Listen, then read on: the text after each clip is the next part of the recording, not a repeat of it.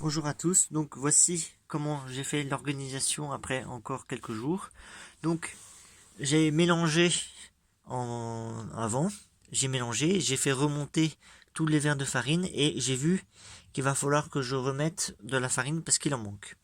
Donc ça c'est ce qui reste du pain que j'avais mis il y a quelques jours et il y en a vraiment plus rien du tout.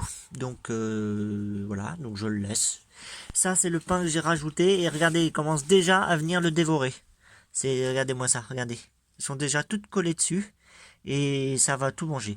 Et ensuite, pour l'eau, j'avais mis des pommes, mais elles ont été intégralement mangées. Donc je remets là. Donc ça, c'est de la blette. Alors, pour la blette, il faut enlever le plus possible tout ce qui n'est pas... comment ça s'appelle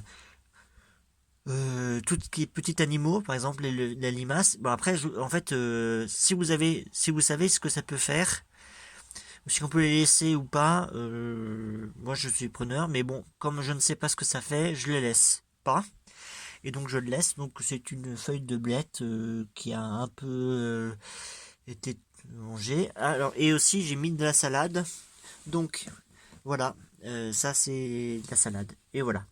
Et donc aussi, comme j'ai couvert, il y a de l'humidité qui s'est mis, donc bon, c'est pas trop grave parce qu'il n'y en a pas beaucoup, mais il faut éviter. Je vais mettre un grillage par-dessus et ça ira mieux pour protéger des oiseaux et voilà.